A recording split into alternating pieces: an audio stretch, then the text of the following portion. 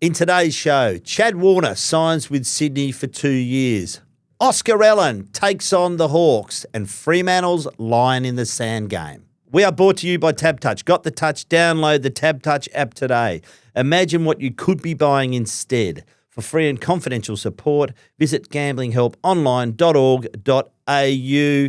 Mitchell, how are you? We are without Barra. And before I go on, I must say a very big thank you to yourself, to Jackson Barrett, to Craig O'Donoghue, and to Chris Robinson, most of all to Chris Robinson, for, in all seriousness, for minding the fort while I was away, having a nice little jaunt over in Adelaide for Gather Round. So thank you. Very good job done. No, it was a great week over in Adelaide. It was good to see you over there with your boys. And look, we're back to a bit more football reality, I suppose, isn't it? It felt like a football wonderland over there, but it is. Geez, it's a bit of a football reality in WA this week, isn't it? It is, mate. And look, let's get straight into it. You went to the Andrew McQualter press conference today, and he revealed that he'd had a catch-up with Sam Mitchell walking around the streets of Adelaide during Gather Round. Do you reckon they might have had a pie floater together? I don't think they had a pie floater together or a can of beer or anything, but it sounds like they were both out for a walk and just happened to run into each other, which you do in Adelaide during Gather Round, but that seems a little bit curious about that. Well, it was coincidental apparently. So anyway, that's what's happened there. And look, yeah, Andrew wouldn't reveal what they exactly spoke about, but football issues and life in general, I think he said. Yeah. So clearly, Oscar would have been on the radar. I'm sure it would have been pretty lighthearted. Yeah, I don't think there would have been any full-blown arguments. And I'm sure at some stage, look, I don't think Sam Mitchell's anytime soon going to apologise for what he's done. I don't think he has any reason to apologise. I think he'd feel for Oscar Allen a little bit, and I think he'd probably feel for West Coast a little bit, just for the situation they found themselves in, and I'm sure they spoke about that. But I can't imagine Sam Mitchell saying, "Hey, Andrew, I'm sorry for having a coffee with Oscar Allen," because at the end of the day, this is a business, and these teams, it's about premierships. That's what you get remembered for. Couldn't agree with you more. Where are we at with Oscar this week? So it was a strange old week. So he doesn't play over Easter, gets rested, has some time away with his family, doesn't show up at the game, which we all thought was a little bit odd for a captain. And he's going to play this week. So does he play forward? Does he play back? What happens with Oscar this week? So a couple of things. I find it really strange that they said he was managed, which he was, but then they didn't sort of reveal that he wasn't going to be at the game and have a few days off. Mm-hmm. And then there was those few days where it was he at the game? Wasn't he at the game? And then they finally revealed that he wasn't in the game. I just think they should have just said, we're giving him a few days away. It would have been a storm in a teacup for 24 hours, and then it's pretty well gone. You know, the questions of Andrew and the other players would come, but I suppose it sort of just dragged it for a little bit longer. But overall, he's going to play this week. All eyes are on him anyway. It's his 99th game. He's taking on Hawthorn. He spoke to Sam Mitchell a few weeks ago. I think he'll play forward. I think it really changes the way they structure up. Yeah, I think he has they have to play forward with Battle and Barras. I expect Barras to be on him. Yep. I think Battle goes to Waterman. He's more that lockdown defender, and I think Waterman's in better form. Well, obviously he's in better form, kicked 4 in that first quarter. So I think it's going to be that sort of matchup for Oscar Allen against Tom Barras, which will be an interesting one. I'd love to be out there. They should mic him up, I reckon. We'll get into the game in a moment, but it's also a really big game for Freo. And before we get into the very wonderful job they do with the Anzac Day tribute, their first game on Anzac Day in 10 years, it's actually a very important game for this football club. I think it was one The Melbourne loss last week has really upped the ante this week. They can't lose. This is the line in the sand game. Yeah, that was really strong. And in your absence last week, I was asked to do the analysis for the paper on the game, and I was watching it off the TV because Craig O'Donoghue was over there at the MCG. And I just thought to myself, this team doesn't have a bit of grunt. It doesn't have mongrel. It doesn't have that fire. I was really disappointed. No one... I rewatched the KO highlight again later in the weekend because I thought, did I miss something? And I didn't. There was no one went to Jack Viney, who was tagging Caleb Serong and getting plenty of his own ball, and put a bit of body on him and said, hey, leave our boy alone. Nobody put body on Cozzy Pickett. I know it seemed like times no one knew who the hell was playing on Cozzy Pickett, but no one put body on him. But once Heath Chapman went out, there was sort of the plan B. There wasn't really a plan B, was there? There wasn't any plan for it, I don't feel. And I just feel like it was one of those games where I felt like they needed to come out in the first 5 minutes. They didn't need to put 5 goals on the board in the first 5 minutes, but they needed to come out and make a statement. This is a team that was on its knees. The coach was under pressure. They weren't winning. Their captain looked sore. Their midfield looked all over the shops. They couldn't kick a goal, and their backline was depleted because their 2 best defenders were out. And they came out and looked like it was going to be done for them, and they didn't fire a shot all day. If I was them, I would have revved it up, come out, hit hard, put your stamp on the game, say to Melbourne, we're here not to just beat you, we're here to bury you at the MCG. You're going to be 0-6, and do what good teams are meant to be doing. You remember the ruthless Hawks, the unsociable Hawks. Richmond in recent times. They were teams who bury teams when they got the chance to, and Fremantle just didn't do it, and I didn't like it. Is this football club too nice? It is at the moment. There's plenty of players with grunting that want to win. Like Caleb Sarong, he's one of the top 5 midfielders in the competition right now, and he just doesn't like to lose. But he needs some help in there. Andrew Brayshaw's playing good footy, but there's no grunt from them. I felt like they didn't attack the game at any stage to really put their mark on it. And in the end, Melbourne only just beat them, by the way. So I don't think Freo played anywhere near their best footy. I just think at the end of the day, they opened the door for Melbourne, and Melbourne, instead of putting their foot in it, they burst right through it early, and Fremantle couldn't get them out of the house. I'll read you. This is their draw that's coming up. So we've got Adelaide at home on Friday night. St Kilda away. Absolutely no gimme at Marvel Stadium. Collingwood at home over here. One of the toughest fixtures in the competition at the moment. GWS away. Port Adelaide at home, another tough game, and then Gold Coast away. Then they get a little bit of respite, but that's a tough fixture. They need to win 3 of those minimum to stay in the hunt, and unfortunately they let Melbourne slip last week, which means this week is just crucial for them. I think they've got to pinch another one because they let Melbourne slip last week. So I look back on the first part of the season. The Geelong loss, it was bad, the loss. The losing wasn't bad, it was the way they lost, and the Sydney loss, that's a 50-50 game going into it at that point of the season. I understand now it's probably not. And if they got Sydney this week, you'd be backing Fremantle because their injuries are worse. So those two, you can put those in that context. They went on a bit of a roll. They buried Richmond the week before and looked fantastic doing it as well. And then they just do that to Melbourne. Now they've got to pinch an extra game from somewhere. They've probably got to beat GWS over there. Yes. Or they've got to make sure they put Collingwood away over here. But if they don't, like you said, if they don't win 3 or 4 of those games, it's not top 4 that's in the concern. It's finals that are in the concern because there are some teams coming. And where does that leave the coach, Justin Longmuir, should they not make finals? I think he's in trouble. I think he's in trouble if they don't make finals. I think this team is too nice. I've been a big fan of Justin for a long time, but I just wonder right now what they stand for as a footy club. It's a really good point. What do they stand for? I remember years ago, Mark Harvey got taken to task by Robert Walls on a football show over this. What do you stand for? And poor old Mark, he didn't really have the answer. I'm not sure if they could really answer. They will tell you they've got their metrics and they've got their definitions. They wear the anchor and the jumper and all of that.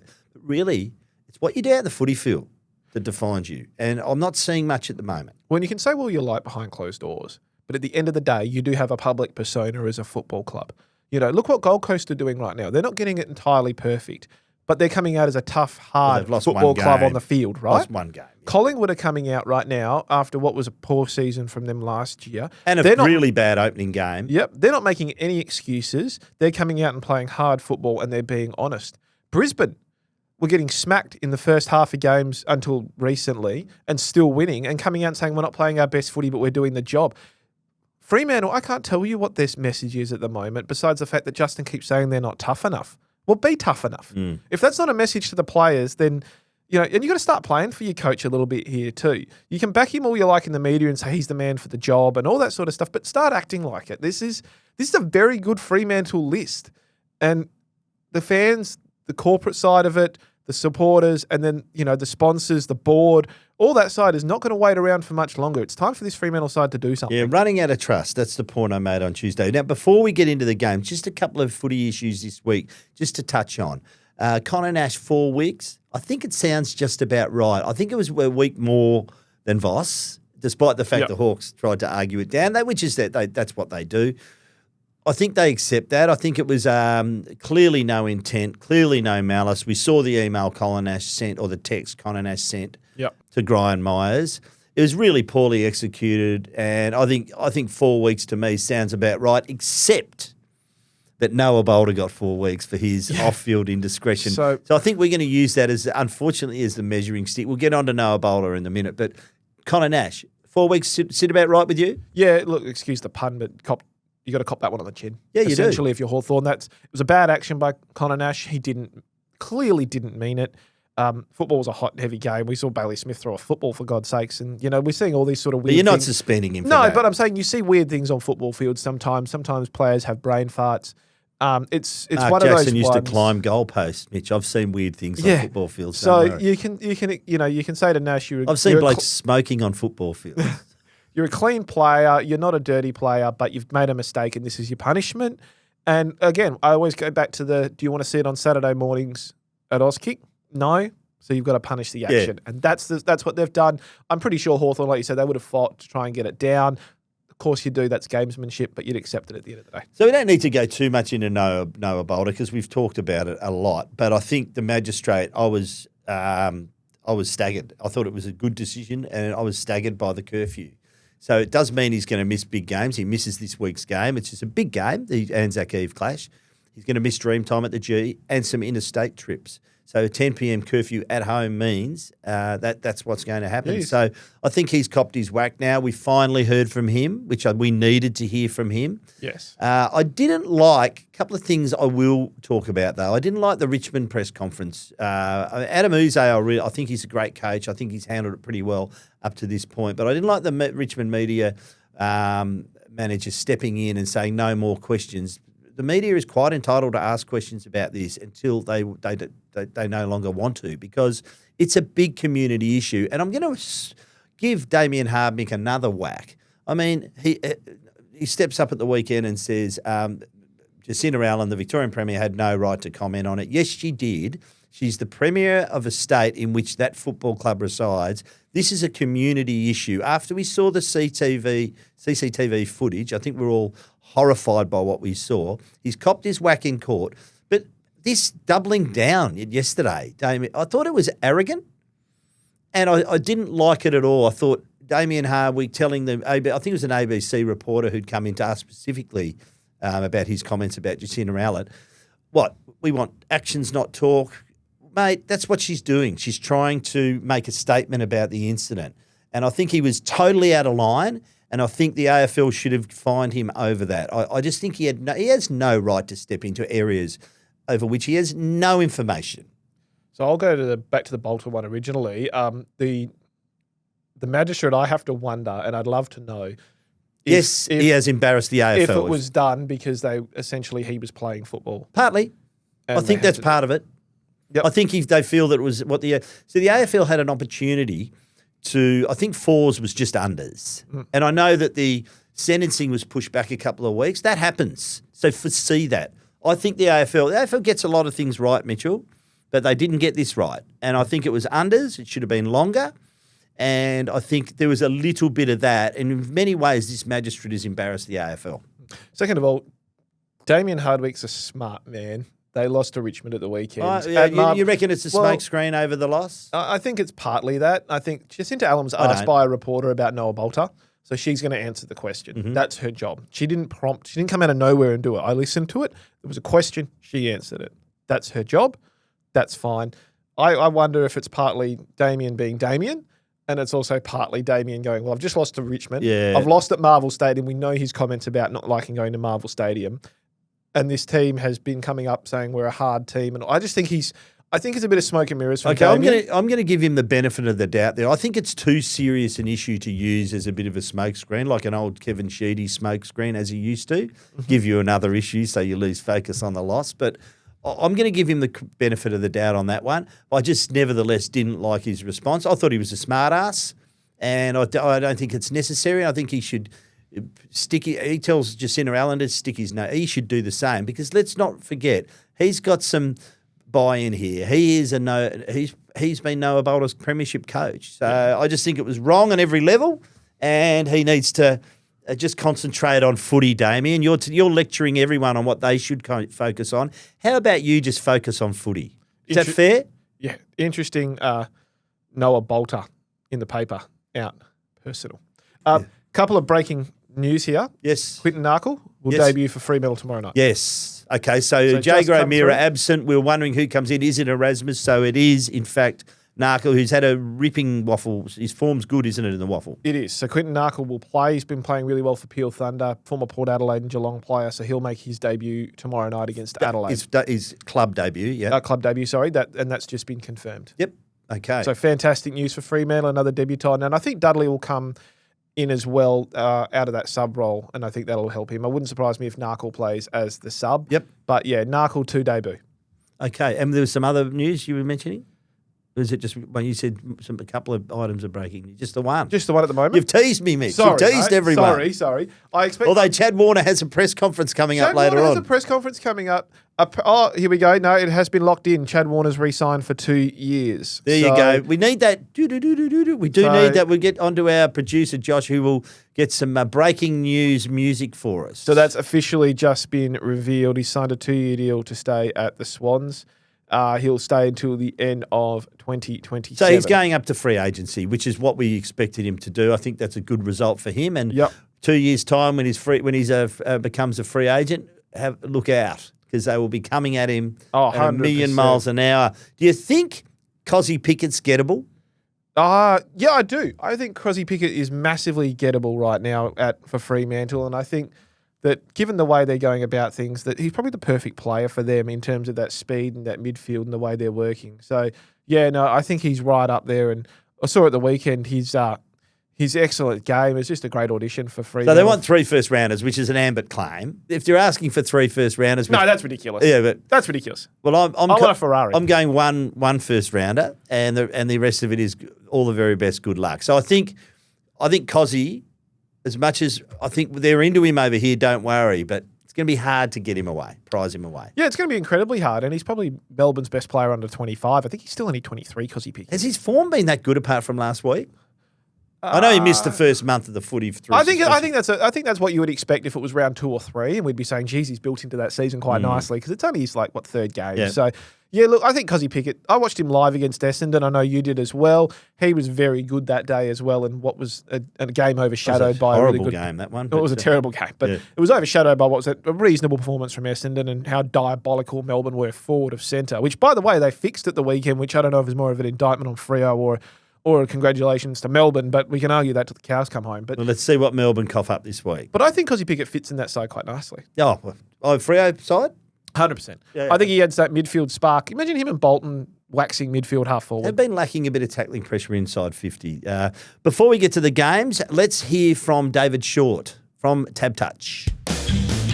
Shorty's tips.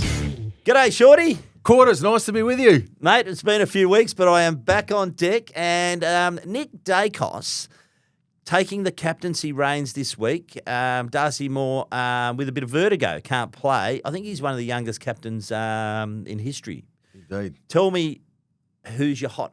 Well, I've given it away, really, haven't I? You have, and it's him. It's that man, Nicky Dacos. He was on fire last week, 38 disposals and a goal.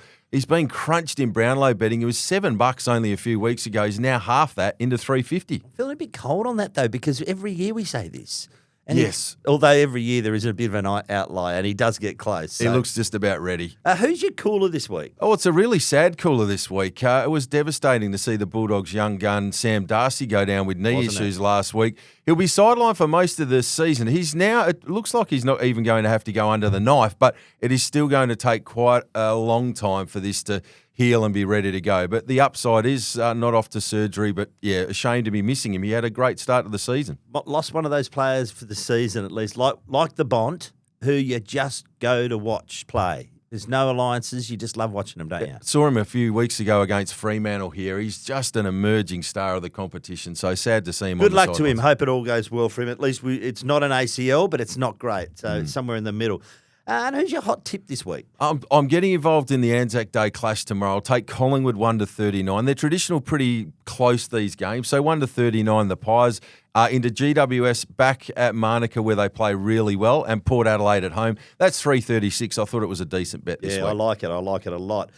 And the Swans are on the drift. They are. They are taking on Gold Coast, $2.50 out to $2.70, the red and white. So they're missing some key personnel, and most people expecting the Suns to bounce back. And your player to watch. I don't think there's any surprises here. Not at all, and he was lighting the joint up last week. We speak of Cozzy Pickett. He kicked 5 goals last week. He was everywhere. He's paying $10 to kick the first goal of the match and $4.35 to kick 4 or more this weekend against the Tigers. Yeah, you can't go past that. I just got a bit of a sneaky about the Tigers this week. You know, Melbourne coming off a good win, and they don't get a lot of inside 50s, but they make it count when they do, and Melbourne struggle a bit up front. So let's see with that game. Yeah, 1-5 isn't a huge record, and they're short enough, I thought. Where's that been from Cozzy, by the way? Oh, I don't know, but I tell you what, it was great to see last week. Nice little audition for Freo, but having said that, I don't think he's going anywhere. No, I think they're going to have to front up with plenty of loot to get him over the line. They are. Good to talk to you, Shorty. Talk next week. Thanks, Quarters.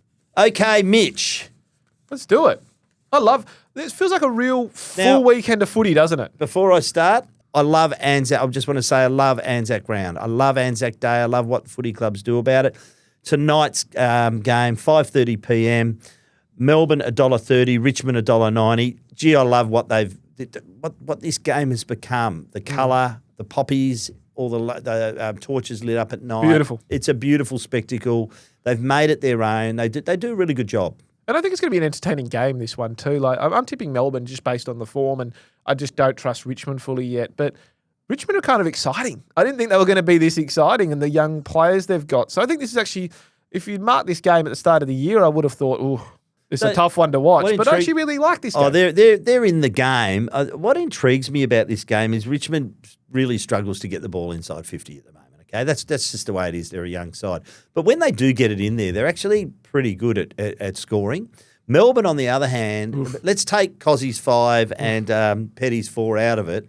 They've been struggling in attack. And Van Rooyen was dropped last week. So they get it in there, but they struggle to convert, whereas Richmond are the opposite. So that's going to be fascinating to me. I'm picking Melbourne, but I just want to see how they back it up, because by no means do I think the pressure is off coach Simon Goodwin after one win. No. So, and let's face it, I think Freo can be gettable, particularly on the road. So I'm not – I think the Gawn-Nankervis battle is going to be intriguing, but I think let's just see. Let's just hold our guns on Melbourne for now, but I'm picking them. Yeah, so Melbourne, they've brought in May. Big inclusion for them. McVee, who I'm a massive fan of, the West Australian from up Jolton And, of course, no Noah Balta for Richmond. Dash curfew. Personal. Yes. So Bailey Fritsch comes back in. Howes is omitted. Turner's out with injury, concussion last week. Melksham's managed, and Balta and Ryan are out, and Mansell and Gray come in. Graded debut for Richmond. So you're gonna? I'm going the Demons. I can't trust the Tigers just yet, but I'm actually watching this game. Are you looking at your tipping panel? Yeah, because I can never remember who the hell I tip every week. I always forget who I tip. So where are you, mate? Yeah, not good. I'll talk about it. I did wear number 22 as my football closing number. in on column 1. Yeah, well, that's where you want to be. You want to be in column 1, and you don't want to be up the pointy end. You want to be just sort of midway in the meaty part of column 1. Yeah, well, you don't win, mate. You don't win premierships in April. Yeah, ready to pounce like a feral cat. That's where I like to be around this time of year. Friday, one of the great fixtures of the year, Collingwood v Essendon, Anzac Day, 1:20 p.m. at the MCG. Collingwood $1.25, Essendon $4. No Darcy Moore, no. But Collingwood gets back Houston and perhaps Lockie Schultz. Of course, Essendon have some issues in the ruck. There's no Draper. There's no Nick Bryan. So Todd Goldstein, 36-year-old, the ruck coach. So he's not going to drop himself, is he? No. Comes in. It'll be a fascinating battle with Cameron. I'm picking Collingwood to win this. They're going along beautifully. Actually, they got pretty everything covered at the moment, Collingwood. Their forward line looks a lot more potent. It looks more solid now up there with a couple of options. I think their tackling pressure is a sort of premiership year-esque. I think they're back to that now. So a lot to like about them. Can I just say one thing? I love what this game has been since it was introduced in the 90s. I love the fact that it shines a light on Anzac Day. So I'm one of the most supportive people of this concept. I've never liked handing out a medal called the Anzac Day Medal. I think Fremantle has got it right. So they're going to introduce the Arthur Leggett Medal on Friday night. I know it might be a bit of a moot point and you might think I'm being oversensitive, but I like the fact that you can name it after a digger, but I don't like the fact that you're playing a game of football and you win an Anzac Day medal. Never have. Never have. It just doesn't sit comfortably with me. I'm not sure there's many people in my corner, but I really like the fact I'd like them to rename it after a veteran. That would be I'd sit much more comfortable with me. Yeah, I never really thought about it until you mentioned it a few years ago to myself, and ever since then I've been of the same opinion. I think it's an interesting concept, and I think it's an interesting way to look at it. So overall, yeah, it'll be. Well done to Kevin Shorttey. Really started this all those years ago in collaboration with Collingwood. Yep. But another one of those great ideas, and I just think at a time when look, we're losing our veterans. There's not many. Well, Arthur Leggett we lost just a couple of weeks ago. He'll have a state funeral in May, but I just think this is the time where there could be the younger generation can really understand how important this day is, and I think footy can shine a light on it. So that's what I love about it. I'm picking the Pies, you? Yeah, Collingwood for me they're firing at the moment. I know I just said you can't win a premiership in April, but if you could, they'd be winning it because they're just a starring team. So yeah, for me, Collingwood look really the goods at the moment, so I can't tip against them. So Fremantle v Adelaide, 6:10 p.m, Optus Stadium, Friday night. As I mentioned, the first Arthur Leggett medal will be handed out. For punters who are interested, so the 5:34 p.m. is when the Len Hall tribute will begin. I think they're going to do a lap of honour, which is another great idea. Fremantle veterans, they always do it really well. The Len Hall tribute match, and this is their first Anzac Day game actually on the day for 10 years. So well done to them. The tenor of Simon Garlick's voice the other day was that they're going to chase this on an annual basis. It's a bit early this year. They're still working out the fixturing for the latter part of the year. But I think you'll see them really go hard at the AFL to make this an annual fixture on the day. And I think we deserve a couple of games on Anzac Day. Yeah, I never like just the one game. I think it's a great thing to have two games, especially with the timing you've got over here and the way it's going to be about. I do love the way Fremantle do this, and I'm tipping them to win it after everything I've said. So I think they will come out strongly. I'll throw a few stats at you. So Fremantle $1.81 on TABtouch, Adelaide $2. Adelaide, I was really impressed with their ability. I think they kept GWS to 4-10 last week. There was no Jesse Hogan, but they won ugly, and we haven't seen them do that. So I like that about their game last week. Adelaide is the number one scoring team at turnover. Freo is the number one team at defending turnover when they win. So this is going to be a great game. Fascinating tug of war. The one stat that really concerns me at the moment about Freo, and it's become a bit of a thing, 32 points conceded at centre bounce against the Demons last week. They've got to get that right. Do that. Yeah, the other one that concerns me for Adelaide is no Fogarty out with that shoulder injury. Fogarty out, Shelley will come back in. But they've got like the Phil Thorpe, Walker. I mean, even Curtin's a third tall down there, really, isn't he? So they're not without options. But I've really liked the way that tall forward line's worked without getting in each other's way. Yeah, look, it doesn't work for every team. I'm not sure. We'll talk about West Coast later. I'm not sure it works for a team like West Coast. Jesus, my boys wouldn't mind one of them. Yeah, one your tall boys forward. would like them. But, the way you guys do it works. It doesn't... It's horses for courses, as they say, and I think Adelaide are working well. But for me, it's just got to be Freo. They've got to get it done. This is it. If they don't get it done this weekend, I'm concerned about where they're going for the rest of the year, and I think the heat comes fair and squarely on that club. So we talk about Sarong and Brayshaw's, who's been in terrific form this year. Do you think he'd be leading the Doig medal at the moment, Brayshaw? I think he'd go close. Him and Sarong neck and neck. Yeah. I think Brayshaw's had a good year.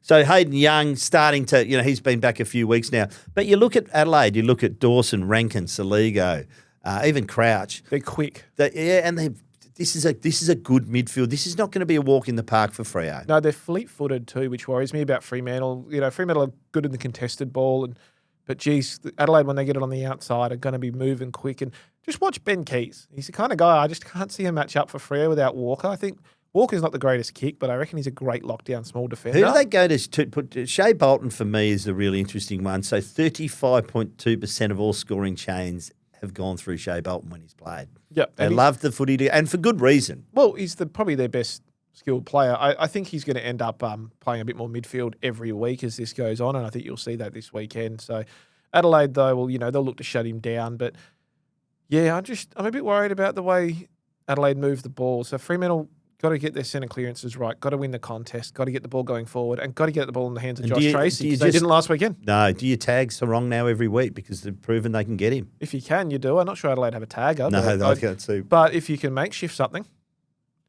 do it. Yeah, I'm not sure. It's the formula that's working.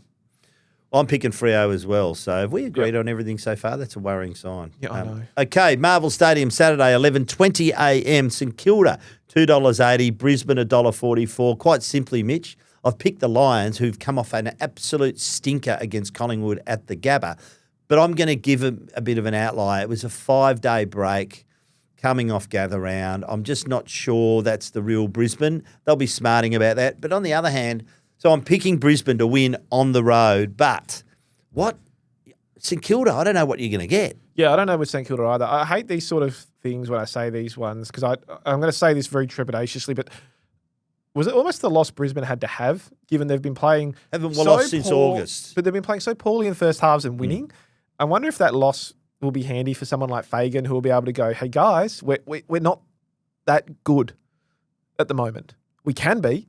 We're a premiership team, but right now we are not that good. And yeah, look, to put it simply, I don't trust St Kilda one little bit. I think Jack Steele's on his last legs. I've always been a big fan of Jack Steele, but he looks really poor at the moment. McRae's racking up the touches, but there's no pace in that midfield outside of Brad Hill. Lance Collard's a good thing. There's no King up forward. I can't see them kicking goals, and their backline's a shambles. So Brisbane should win and should win easy. Yeah, I'll pick Brisbane too. Adelaide Oval, Saturday, 2:15 p.m. Port Adelaide, $1.12. North Melbourne, $6.25. I'll ask you a question. Name me the defensive guns for North Melbourne.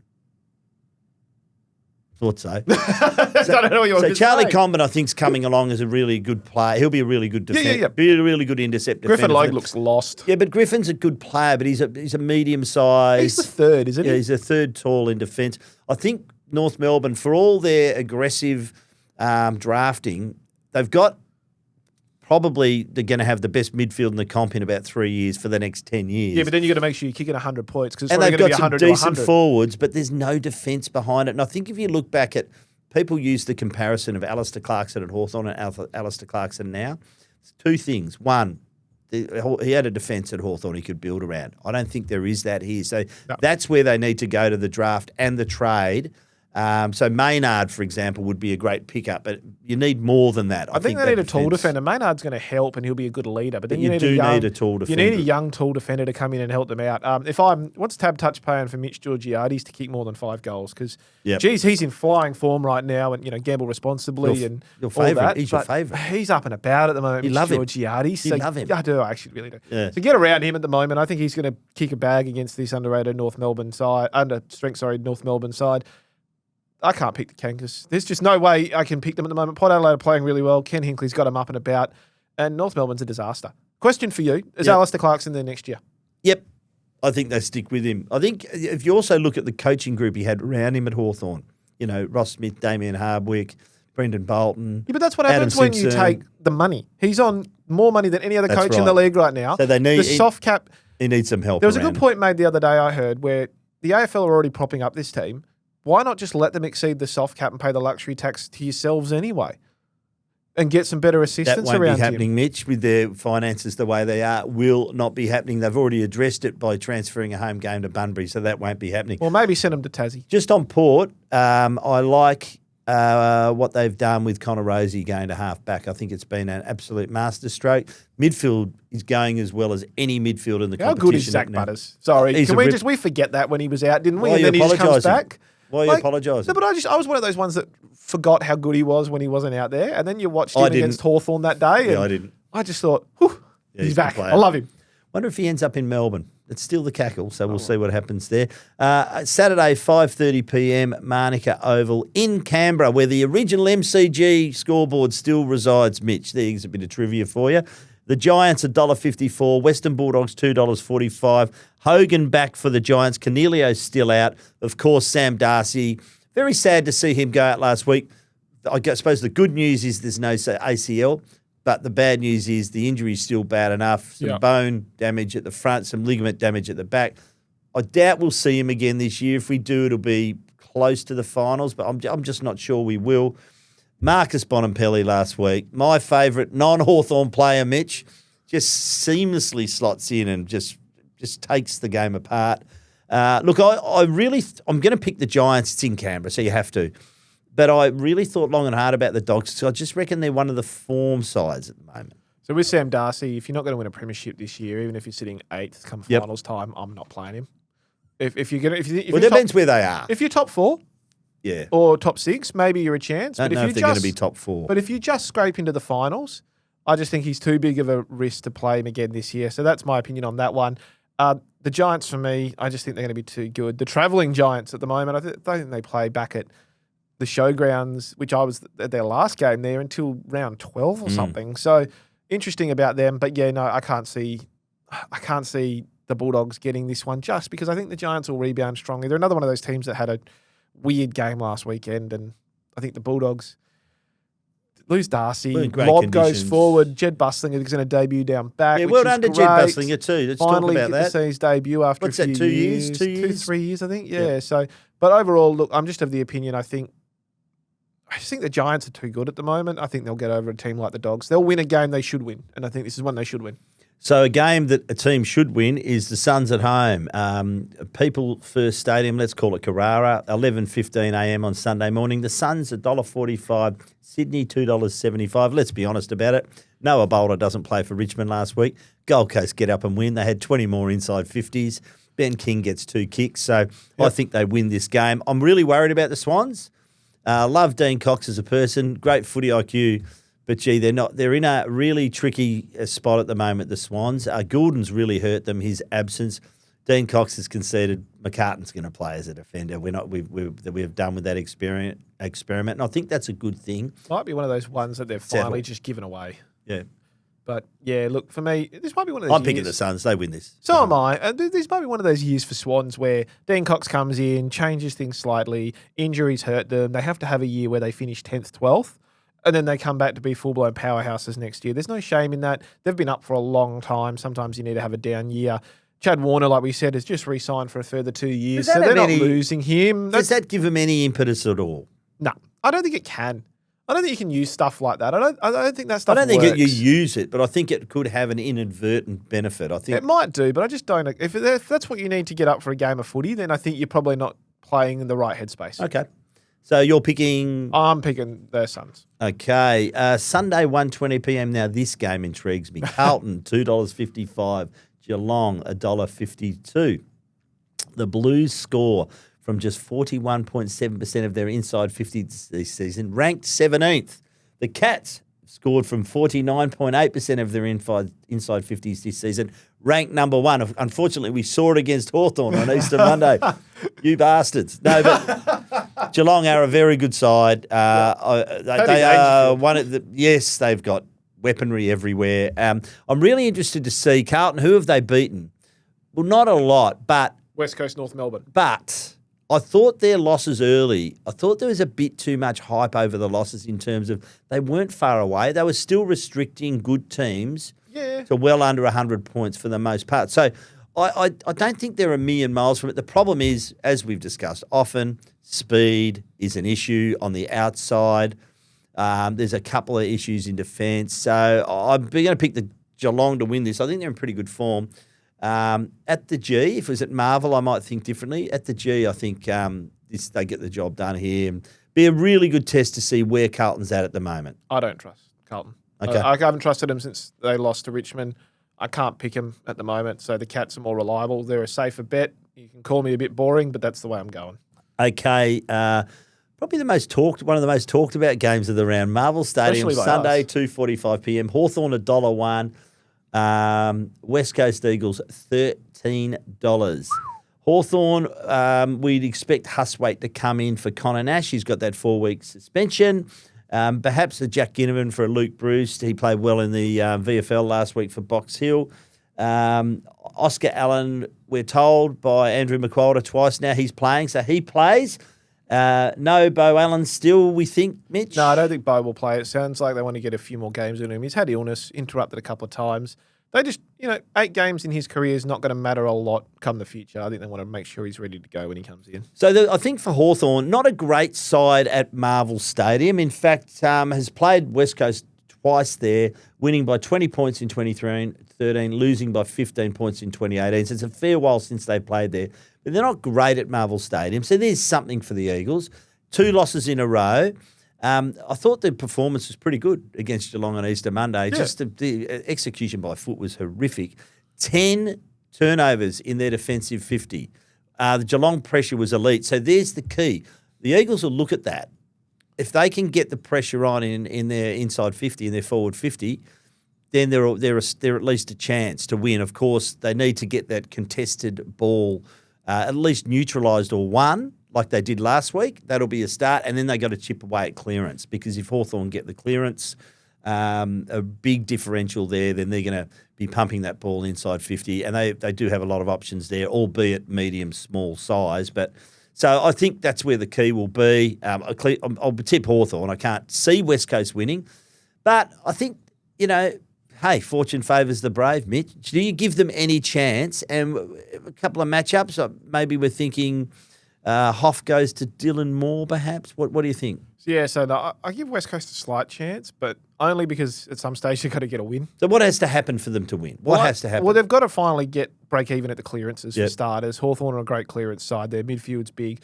Marvel Stadium, I spoke to Andrew McQualter today at the press conference, and I asked him about if it's quick there, and he said it's actually more contested there because it's like smaller ground. So they've got to win the contested ball, which they struggled with against Carlton a few weeks ago. A bit better against Essendon at the weekend. They won that stat. Well, they won it. So but you got to do it again against what is a really good contested side in Hawthorn, who are pretty tough. So I think they've got to do that. They've got to find a way to deliver to guys like Jake Waterman, who I think is going to have Josh Battle for company. I think Oscar's going to end up with Barras. I wish mic him up. As I said earlier, mic him up. That would be good. Well, imagine that would be great viewing, wouldn't it? One thing for West Coast that'll be a bit handy is they're not a tall forward line, Hawthorn, so you'd think Harry Edwards will get Chol. It'll allow McGovern maybe on a more. Gunston's and then in to be pretty able to good move form. around. I mean, he's not a tall forward. Got as to such. pay respect to Gunston, don't get me wrong, but you can move guys around. You could probably play a Jinby on a Gunston, and then you can move a guy like McGovern onto a Moore, and then hopefully have him intercept and be a bit more of an Gunston aerial kicked presence. 6 against Port in a losing side, and should have kicked 6 against Geelong. He was unusually inaccurate from set shots at the weekend. But so Gunston's in some pretty good form. But you're right, Chol's the only real key forward there. So they desperately need, and I think Mitch Lewis is 6 to 8 weeks away still. Cal Shadir should be starting to get some game time in the VFL, so he'll be handy too. But I think that you can't rely on small forwards and medium forwards. You do need your power forwards. And I think that Hawthorn's starting to feel the pinch a bit there. So Well, it's why they're going after Oscar Allen, really, isn't it? And look, but I think West Coast really have to be mindful, especially if Ginnivan comes back in, that if Hawthorn don't mark it, that they mark it in their back line. Because if that ball hits the deck, Ginnivan and Watson are on. Moore's on. Moore's tough and hard. The other two are just pests. Yeah, they're the good type of pests. Do you think no day, no Nash really helps West Coast? I do, and particularly in the contest. Of course it does. But then you've got Huswaite, who I think is going to be desperate to hold his spot. So expect him to come in and be a bit aggressive. Connor McDonald can move into the midfield if he needs to.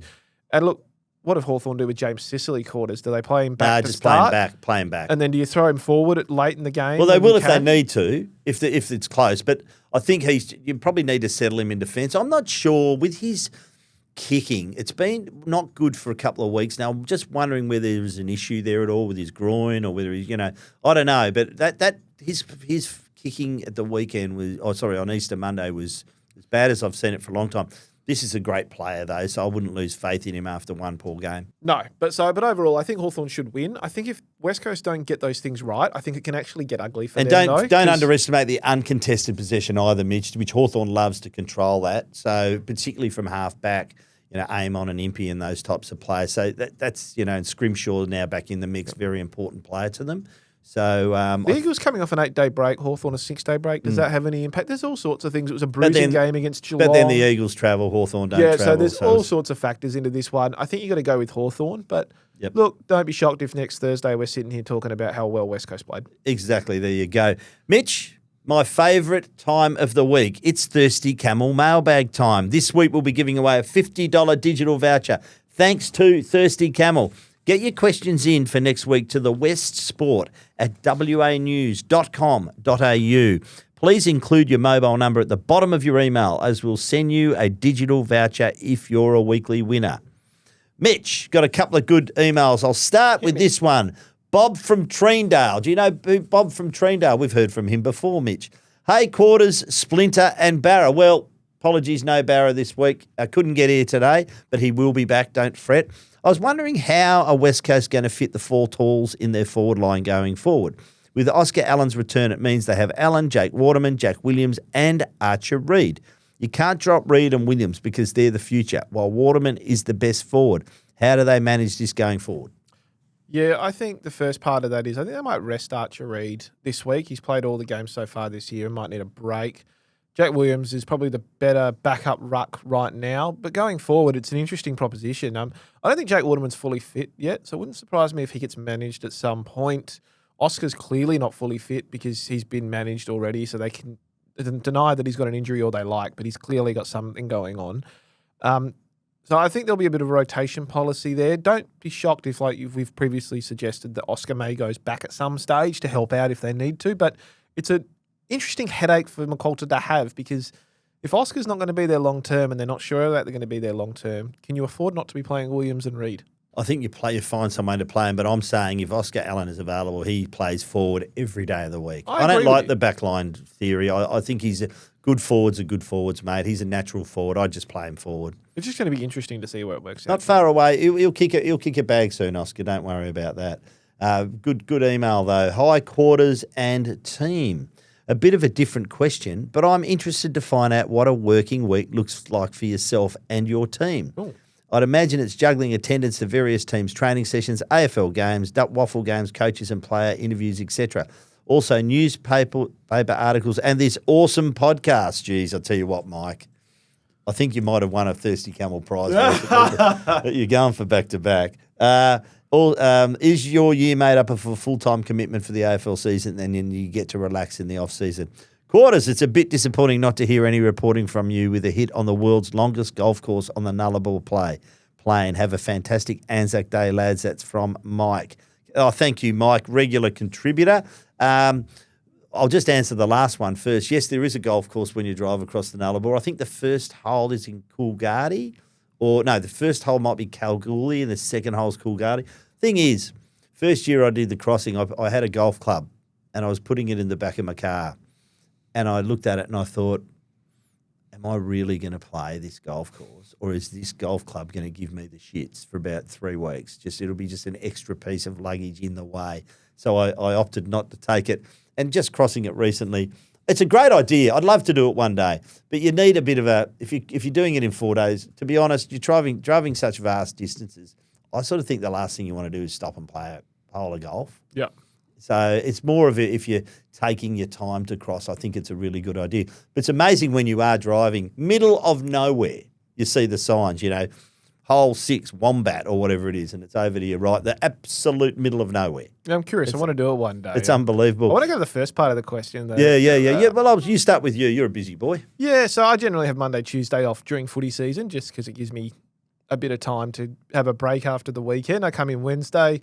Normally Wednesday's a really big day. We were discussing this earlier because we quite often don't have a lot of press conferences or trainings on a Wednesday. It's normally both teams' day off. So you end up spending a lot of time making a lot of calls and that. But look, to be honest with you, it's normally at least one waffle game a week, at least one AFL game a weekend. Press conferences, I cover the netball as well. So it's, doing that sort of thing. And then spending a lot of time on the phone and a lot of time out and about at training sessions and talking to people and having coffees. And it's every week's different though, which is what I like about it, to be honest. Every week has got something different. So tomorrow I'll fly to Melbourne ahead of the Hawthorn game. I'll go to the St Kilda game to have a bit of a look. I want to try and interview a St Kilda player because they're playing Fremantle the next week. So you're always trying to look a little bit ahead while staying in the moment. It's a fine juggling act, but it's a fun one. I'd agree with all of that. And I think what AFL players talk about that mid-year, the slog through winter. Well, I feel that it's the same with the media. We go through sort of the same thing without obviously the physical impairments that you get when you're getting knocked around every week. But, you get to that mid-year stage and it does become a bit of a slog, particularly in a 2-team town. Yeah, July's probably a hard month, I think. And then August sort of kicks in and you get finals edging in and top 8 places become and draft starts heating up and trade stuff starts. And that's when you sort of get a little second wind. I think the toughest part is when you come out of the final series, you go straight into trade period, then you get a couple of weeks break, then you're straight into draft, and then you get a couple of weeks break, and then it's pre-season again. There is no off-season in our job. So in terms of putting your feet up, it's just it doesn't happen. It's a different focus. There's always something to write about. The great thing about our job is you wake up in the morning, you really never know what you've got quite ahead of you. One thing I'll add to that, just a bit of a twist to my role this year, in the way I look at footy. So we talk about when you have a fantasy team, it changes the way you look at footy, the prism through which you watch it. Well, I reckon I've been doing my team of the week every week this year. So that changes the way you look at it because you've got to watch, every game. And the difference is, so you end up with, and I build my team as I go. Yeah. And then you knock players out of position as they get, someone else plays a bit of a better game in that position. You end up with about 20 midfielders. You end up with a bench full of midfielders because there's so many Jets. Makes you feel sorry for the Australians. But the key positions where it's really interesting, and you get to a Sunday and you've got 3 games on a Sunday, and it's just, do I knock this player out? Because it's recency bias. So when you've got a Thursday game and someone's played out of their skin and you have a really good game on a Sunday, the recency bias gets to you. So you've got to make sure you stick with that player on a Thursday. If they're always a bit tough. Yeah, it is always a bit tough. This one from Brendan. I was going to say, we do have a couple of extra emails here, that we missed on Wednesday. First one from Sean from Southlake. Nate Caddy of Essendon, drafted 2023, has played 14 games in total and 12 of them were in Melbourne.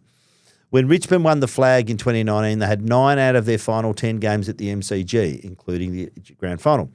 Harvey Thomas of GWS has played in 12 venues across his 23-game career, while Scott Pendlebury has only played in 11 venues across his 408-game career. Kangaroos selling 2 home games is self-serving tokenism. Should the competition committee introduce a rule that teams take the same number of flights each year? Very interesting. Can easily be achieved by clustering Melbourne, Adelaide, Queensland games to one visit for non-Victorian teams, e.g. Lions travel to WA and play Eagles and Dockers in Perth back-to-back. Wouldn't apply to Vic teams since they already get home state fixture clustering.